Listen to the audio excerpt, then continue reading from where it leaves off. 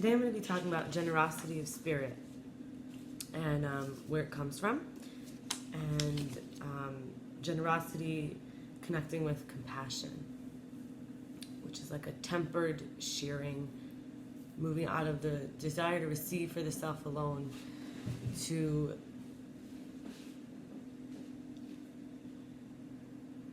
being the giver for others to receive. So working out this inner kind of balance first. There's something in chemistry called endothermic reaction, exothermic reaction. Exothermic releases heat or energy. Endothermic reaction takes in heat or energy. And it looks kind of the opposite of how you'd expect. If a system is endothermic, it will feel cold, even though it's taking in energy and heat, because as you touch it, it'll take from you too.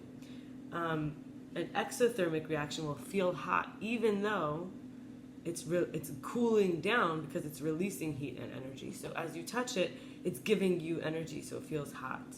So this is an idea that we have to bring into when we're feeling like we're touching, for example, something, and it feels like it may be not good. Actually, it could be, taking in our goodness, or it could be feeling bad. It's actually giving us goodness.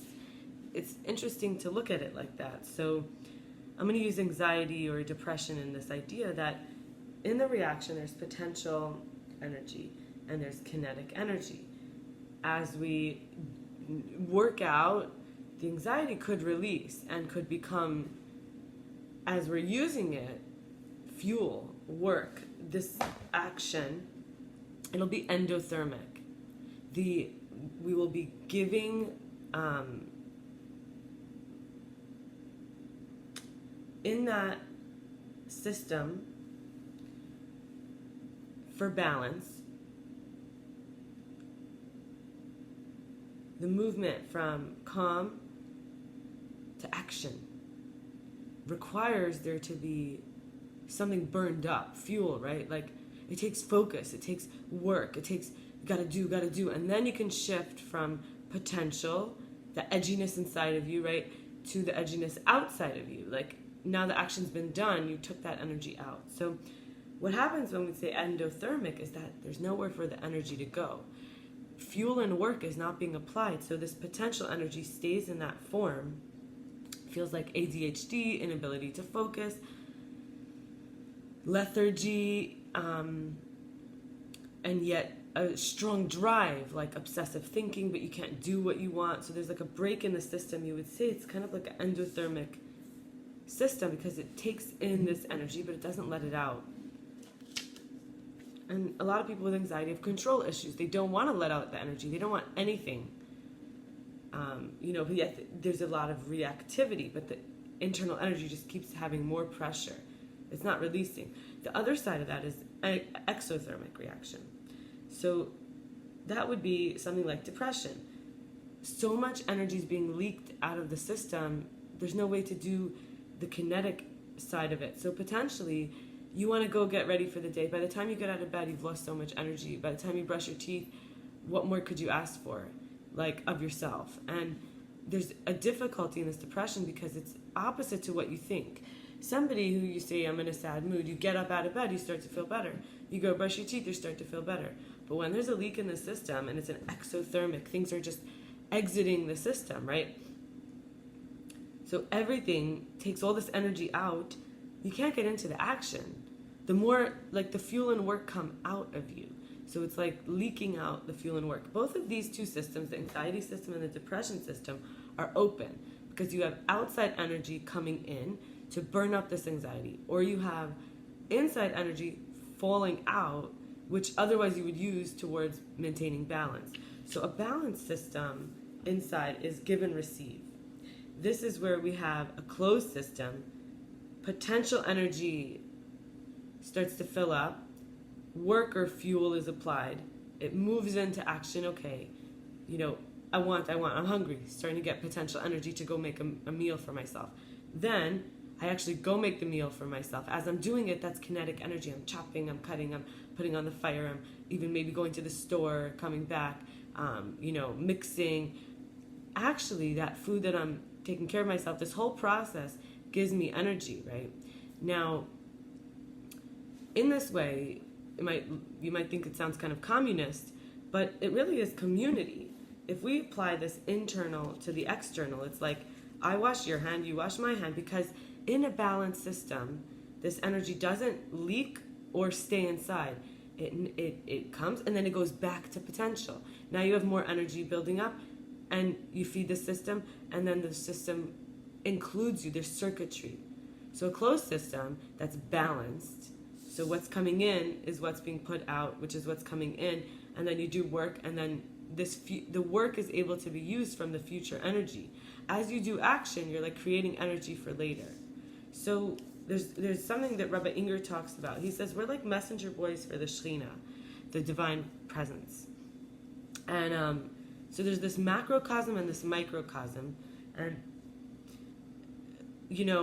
we reflect this need. When we feel selfish, it's like I need. There's the egolessness to reflecting the all, saying everybody needs this. It's not personal. I don't need it, but I can see everyone needs it. And that's what compassion is. It's tempered with this idea that there's more than enough. And now I'm going to briefly talk about, I mentioned Rabbi Inger, but all rabbis, he's not my personal rabbi, but he's a rabbi I learn a lot from. But all rabbis, if you think about the word Rav means to flow. It means abundance. Rabbah means much, enough or much. Rabbi. The numerical value is 202. And 2 is an even number, 202. It's like on both sides of the 0, there's a 2. So there's more than 1, there's more. And then Kosi Rabbeah means overflowing, like a cup overflowing. A Rav, has enough to share, has more than enough. Erev Rav is this idea that there was a mixed multitude. So multitude means it's like so much. It doesn't mean it's necessarily pure and good, but it's usually in that connotation. So what are some of the things that the rabbis who have more than enough teach us? Who have more than enough in their balanced system. So the difference with somebody who's increasing their system, they're not putting out more. The whole system is expanding. They have more potential energy, more work, more fuel, more kinetic energy, more potential energy, right? There's expansion here, and more than enough. What the rabbis teach is that charity is most important. To practice being more than enough, you have to give more than you might easily give. You have to be more than enough for the moment. You have to help people who don't have enough. Number 2, you actually have to interrupt your studies and your personal development to help if there's nobody else who can help somebody. That's what makes a rabbi different than a scholar, right? You have to, a rabbi, you use your lips, your mouth, your voice to pray, to speak truth, to speak goodness. This is how you flow more divine effluence into the world. Number 4, we're all God's kids, right? I said we're the messenger girls and boys for the divine presence. Our pain in the microcosm, this inner system, reflects the outer system, the lack or the pressure. And so we're like God's kids, right? We're like the messenger girls and boys. We go to do the errands. When we pray and study truth, we're God's friends.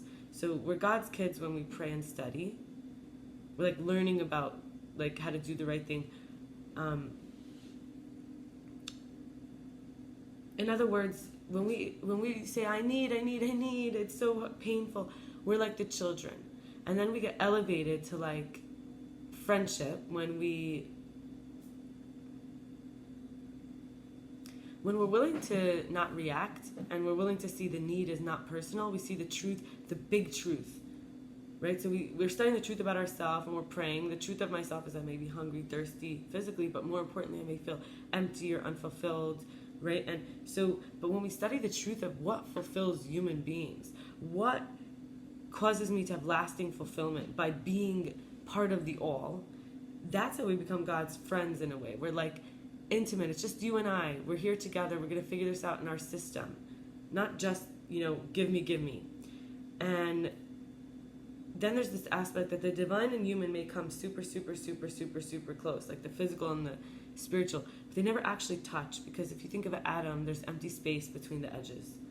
And number 6, truth unites us to God. Like I've mentioned, we're able to connect with the divine, maybe you want to call it one mind. The fact that there's patterns in nature, you go against nature, it just doesn't feel good. When you're going against your nature, it just doesn't feel good. So when it feels good, we get united to God. The presence can live in us because we're being whole. We're not cutting ourselves short or diminishing ourselves. And then we do good things. It fulfills the sense of I'm doing the right thing. You feel fulfilled when you're doing the right thing. And number 7, truth is a gateway to awe. So as we learn to bask in this truth of all, how maybe small I actually am in comparison, also like the ways in which I'm not really able to make much of a difference, and then kind of also like learning how it's so beautiful as it is. Why am I always trying to control or fix? These insights start to develop us. We develop an awe of the wholeness, of the awesomeness of what is already. And I'm going to finish with something really interesting I learned from Moshe Ganuth, Rabbi Moshe Ganuth, about the tribe of Dan, which is the judges. What happened in the beginning, before there was like established courts,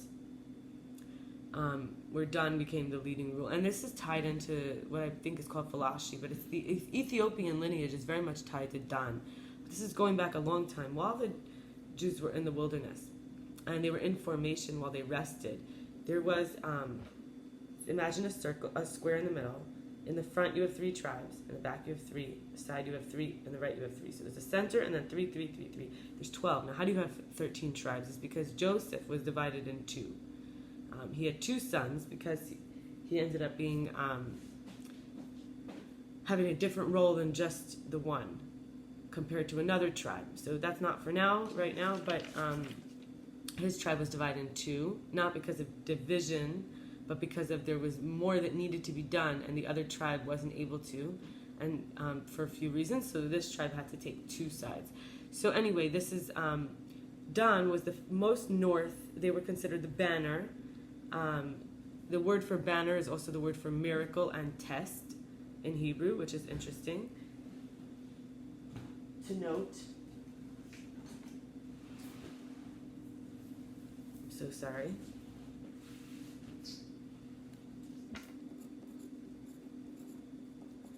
And what their job was as the whole formation was in movement, they moved to the back. So everybody rested, they were most forefront. Then slowly everything behind them continued, and they were behind at some point. They're a group of 3 tribes, but they were the group banner, and they became last in the travel. Now their job was whoever lost anything, they would return it. So this is a tribe where there wasn't scholars, businessmen. So we're talking here about give and receive. We're talking about charity, right? So this is like more money-making people. Then we're talking about scholars, rabbis, like how to study. This is not that kind of tribe. What they did was they felt you don't have to have anything to return. The ones who don't have money and fancy titles and things, this tribe was simple.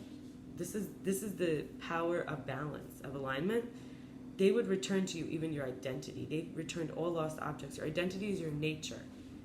So this is like the theme here, which is what lives in you that can overflow is your true nature.